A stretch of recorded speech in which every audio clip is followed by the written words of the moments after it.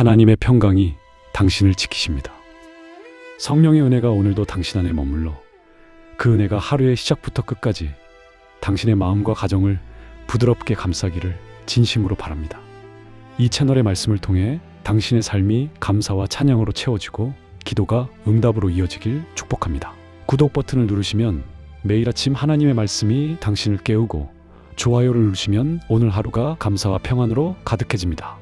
댓글로 아멘을 남기시면 당신의 기도가 이 채널을 통해 하늘로 함께 올려질 것입니다.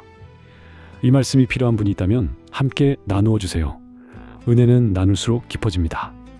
사랑하는 성도님들, 오늘 하루도 수고 많으셨습니다. 아침에 눈을 뜨자마자 오늘 뭘 해야 하지? 하고 머릿속이 분주해지셨을 겁니다. 가족 밥은 챙겼는지, 아이들 학교 준비는 됐는지, 아직 아무도 일어나지 않은 새벽 5시부터 혼자 부엌에 서 계신 분도 계실 겁니다. 그 조용한 부엌에서 아무도 고맙다는 말 한마디 안 해줄 걸 알면서도 오늘도 밥을 짓고 국을 끓이셨겠지요. 그리고 밤이 됩니다. 가족은 각자 방으로 들어가고 거실엔 혼자 남습니다. TV를 켜놓아도 마음이 허전하고, 폰을 들여다봐도 딱히 볼 것도 없고, 이불 속에 들어가는데 몸은 피곤한데 잠은 안 오고, 눈을 감으면 오히려 더 또렷해지는 생각들이 있죠. 이번 달 카드값은 어떻게 막지?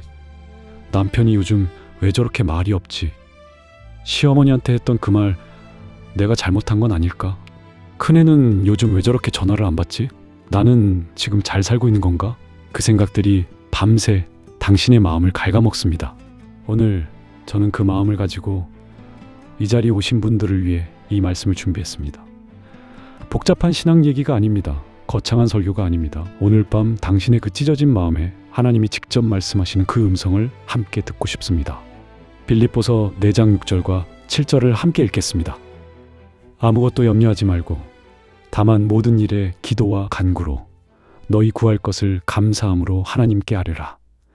그리하면 모든 지각에 뛰어난 하나님의 평강이 그리스도 예수 안에서 너희 마음과 생각을 지키시리라. 빌립보서 4, 6-7. 아무것도 염려하지 말라. 이 말씀을 처음 들었을 때 어떠셨나요? 저는 솔직히 말씀드리면 처음에는 좀 야속했습니다. 현실이 이렇게 무겁고 팍팍한데 염려하지 말라고요? 그게 말이 됩니까? 그래서 저는 이 말씀의 원어를 파고들었습니다. 헬라어로 염려는 메림나오라는 단어입니다. 이 단어의 어근이 무엇인지 아십니까? 메리조라는 단어인데 그 뜻이 바로 나누다, 쪼개다입니다. 즉 염려란 마음이 나뉘어지는 상태입니다.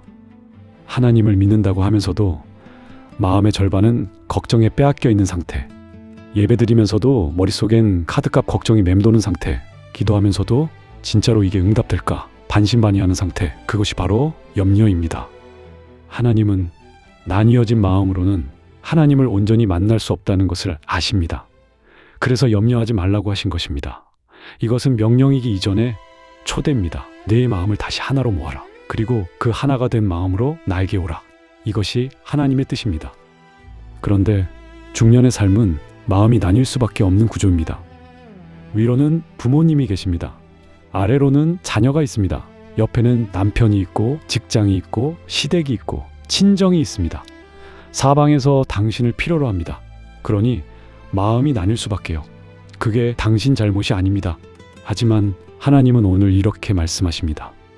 딸아, 잠깐 그 짐들을 여기 내려놓아라. 딱 지금 이 시간만큼은 나만 바라봐라. 중년의 여성은 참 이상한 존재입니다. 자기 자신을 위해 무언가를 하면 죄책감을 느낍니다. 혼자 커피숍에 앉아있으면 내가 지금 이러고 있어도 되나 싶습니다. 좋아하는 드라마 보다가도 이 시간에 다른 걸 해야 하는데 하고 리모컨을 내려놓습니다. 사랑하는 여러분, 그 죄책감도 염려입니다.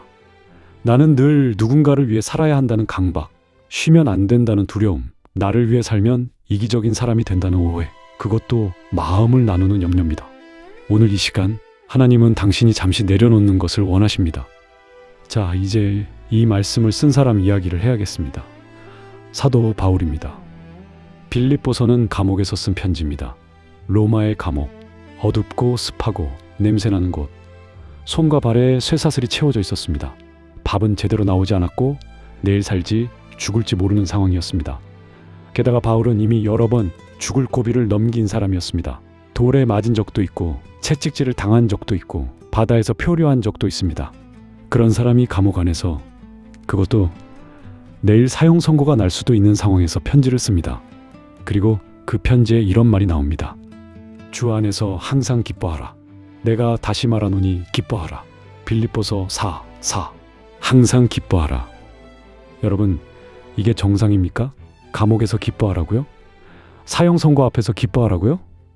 바울은 감각이 없는 사람이 아니었습니다. 감정을 억누른 사람이 아니었습니다. 바울도 외로웠습니다. 바울도 무서웠습니다. 빌립보서를 읽어보면 그가 얼마나 빌립보 교회 성도들을 그리워하는지가 느껴집니다. 얼마나 자유롭게 다시 그들을 만나고 싶었는지가 보입니다. 그러나 그는 기뻐하라고 씁니다.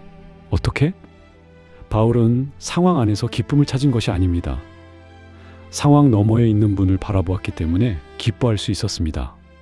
감옥 벽 너머, 쇠창살 너머, 사형 선고 너머, 그 모든 것 너머에 계신 하나님을 바라보았습니다. 그리고 그 하나님이 나를 놓지 않으신다는 것을 알았습니다.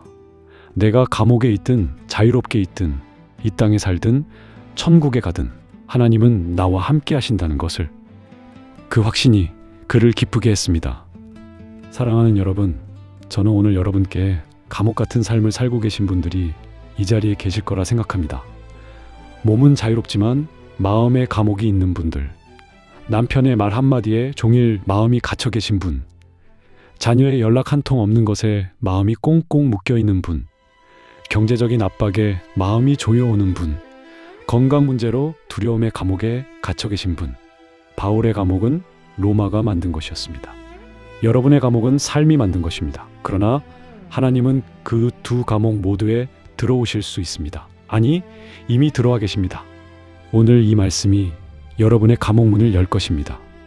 저는 여러분의 삶을 조금은 압니다. 20대에는 꿈이 있었을 겁니다. 어떤 분은 그 꿈을 결혼과 함께 내려놓았습니다. 어떤 분은 출산과 함께 경력이 끊겼습니다.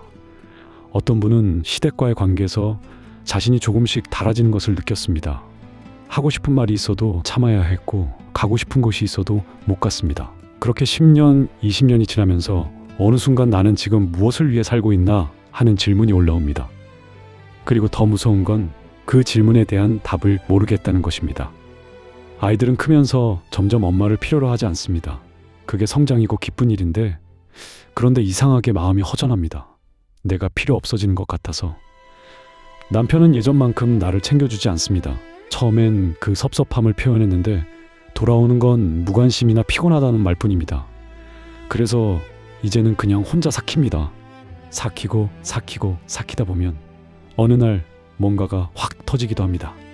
아무것도 아닌 일에 눈물이 쏟아지거나 갑자기 화가 나거나 아무것도 하기 싫어지거나, 여러분, 그거 탈진입니다. 영적 탈진이고 감정적 탈진입니다. 하나님이 만드신 당신이 오랫동안 소진된 것입니다. 성경에 엘리야라는 선지자가 있습니다. 그는 갈멜산에서 바알 선지자 850명과 혼자 싸워 이겼습니다. 기적을 행한 사람입니다. 그런데 그 직후에 무너집니다. 로뎀나무 아래 쓰러져서 이렇게 말합니다. 여호와여, 넉넉하오니 지금 내 생명을 거두시옵소서. 나는 내 조상들보다 낫지 못하니이다. 열왕기상 19:4. 하나님, 이제 지쳤습니다. 더는 못하겠습니다. 그냥 데려가 주세요. 여러분, 이런 마음이 드신 적 있습니까? 다 포기하고 싶다는 마음, 다 내려놓고 어디론가 사라지고 싶다는 생각, 혹은 그냥 아무도 나를 찾지 않는 곳에서 혼자 조용히 있고 싶다는 그 마음. 그게 이기적인 마음이 아닙니다.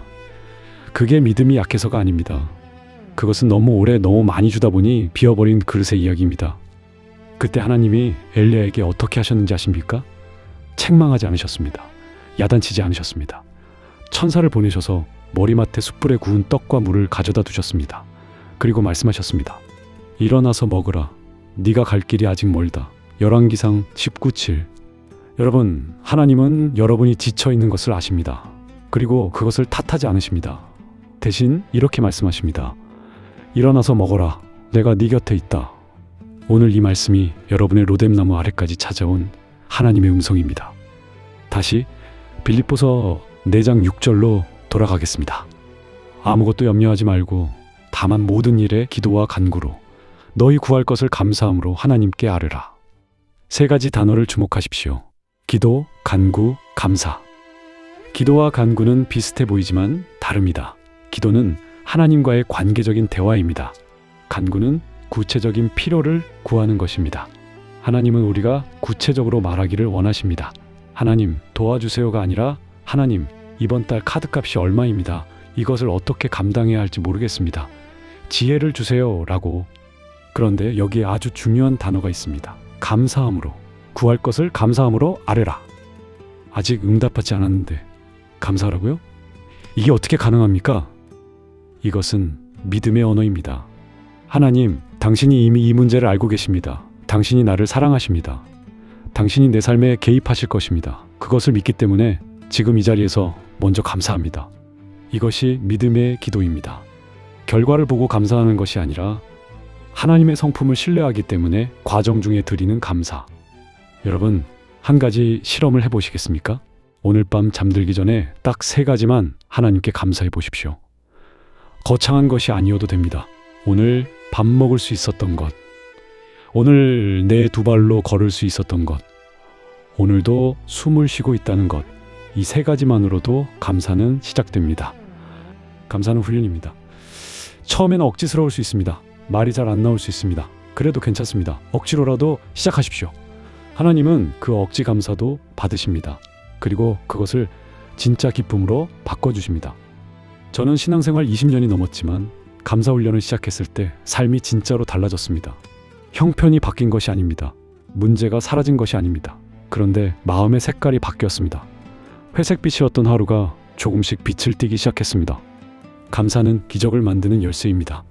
하나님의 손이 내 삶에 들어올 수 있는 통로입니다.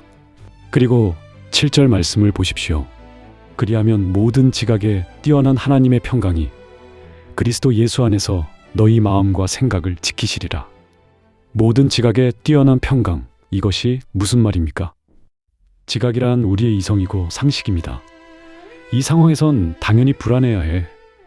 이 정도 문제면 걱정하는 게 맞지라는 우리의 논리적 판단 체계. 하나님의 평강은 그 모든 논리를 뛰어넘는다고 합니다. 이유를 설명할 수 없는 평안, 이해할 수 없는 고요함. 상황은 여전히 어렵지만 내 마음 깊은 곳에 흔들리지 않는 닻이 박혀있는 것 같은 그 느낌. 그 평강이 지킨다고 합니다. 파수꾼이 성을 지키듯 하나님의 평강이 당신의 마음과 생각을 지킨다고 합니다. 두려움이 들어오지 못하도록, 절망이 침입하지 못하도록, 염려가 당신의 마음을 집어삼키지 못하도록. 여러분, 그 파수꾼을 당신의 마음에 세우시겠습니까? 뇌과학자들이 연구한 결과가 있습니다. 새로운 습관이 자리를 잡는 데 걸리는 시간, 최소 21일입니다. 그런데 신앙에도 이것이 적용됩니다. 말씀을 21일 동안 매일 묵상하면 그 말씀이 우리의 무의식 속에 뿌리를 내리기 시작합니다. 처음엔 그냥 활자처럼 느껴지던 말씀이 살아있는 씨앗이 됩니다. 저는 여러분에게 21일의 도전을 드리고 싶습니다. 첫 번째 주 1일에서 7일. 변화가 없어 보이는 시간입니다. 아무 느낌이 없을 수 있습니다. 기도해도 천장에 막혀 있는 것 같고 말씀을 읽어도 머릿속에 들어오지 않는 것 같습니다. 포기하고 싶어집니다. 그래도 계속하십시오. 지금 씨앗이 땅 밑에서 뿌리를 내리고 있습니다. 우리 눈에 보이지 않지만 하나님의 손이 그 씨앗을 돌보고 계십니다. 농부는 씨를 뿌린 다음 날 수확을 기대하지 않습니다. 그냥 물을 주고 기다립니다. 두 번째 주 8일에서 14일. 아침에 눈을 떴을 때 마음이 조금 다를 것입니다. 어제와 똑같이 어려운 상황인데 마음이 조금 가볍습니다. 설명하기 어렵습니다. 그냥 묘하게 누군가와 다투고 난 후에도 예전처럼 오래 끌고 가지 않게 됩니다. 말씀 한 구절이 문득 떠오르면서 마음이 진정됩니다. 이것이 하나님의 평강이 조금씩 스며드는 것입니다. 세 번째 주 15일에서 21일. 기적이 일어납니다. 단 기적이란 문제가 사라지는 게 아닙니다. 당신이 달라지는 것이 기적입니다. 같은 문제 앞에서 예전과 다른 반응을 하는 자신을 발견합니다. 두려움 대신 담대함이, 불평 대신 감사가, 포기 대신 소망이 올라옵니다. 주변 사람들이 먼저 알아봅니다. 요즘 뭔가 달라 보이시는데요? 그리고 어떤 분들은 이 21일 안에 놀라운 일을 경험하십니다. 막혀있던 문이 열립니다. 오랫동안 냉랭했던 관계가 회복됩니다. 생각지도 못한 곳에서 재정의 흐름이 바뀝니다. 오래 앓던 몸의 증상이 나아집니다. 이것이 우연입니까? 아닙니다. 이것이 말씀의 능력입니다. 하나님이 직접 일하신 것입니다. 사랑하는 여러분, 21일, 딱 21일만 해보십시오. 매일 아침 눈을 뜨면 오늘의 말씀을 읽으십시오. 매일 밤 잠들기 전에 오늘 감사한 3가지를 하나님께 고백하십시오. 그리고 빌립보서 4장 6절과 7절을 소리내어 읽으십시오. 딱 이것만 하십시오. 21일 후에 당신의 삶이 달라져 있을 것입니다. 제가 약속드립니다. 아니, 하나님이 약속하셨습니다. 이제 눈을 감겠습니다. 주변의 모든 소리를 잠시 내려놓겠습니다. 지금 이 시간 하나님 앞에 혼자입니다. 당신의 손을 가슴에 얹어 보십시오. 심장이 뛰는 것이 느껴지십니까? 그것이 하나님의 선물입니다. 오늘도 이 심장을 뛰게 하신 분이 계십니다. 그분이 지금 당신의 곁에 계십니다. 이제 이 말씀을 당신의 영혼에 새겨드리겠습니다. 아무것도 염려하지 말고 다만 모든 일에 기도와 간구로 너희 구할 것을 감사함으로 하나님께 아뢰라. 그리하면 모든 지각에 뛰어난 하나님의 평강이 그리스도 예수 안에서 너희 마음과 생각을 지키시리라. 빌립보서 4, 6-7.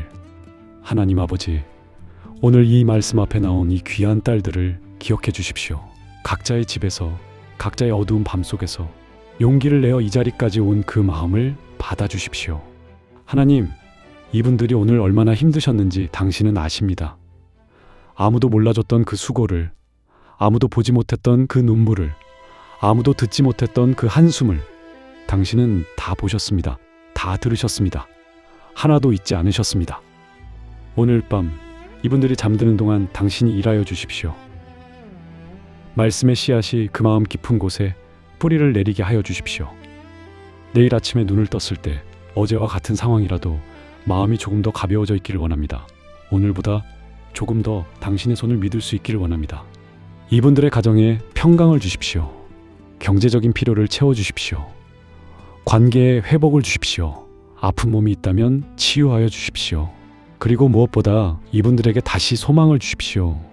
예수님의 이름으로 기도합니다. 아멘. 오늘 밤 당신의 무의식 속에 이 말씀의 씨앗이 심겨졌습니다. 평안히 주무십시오.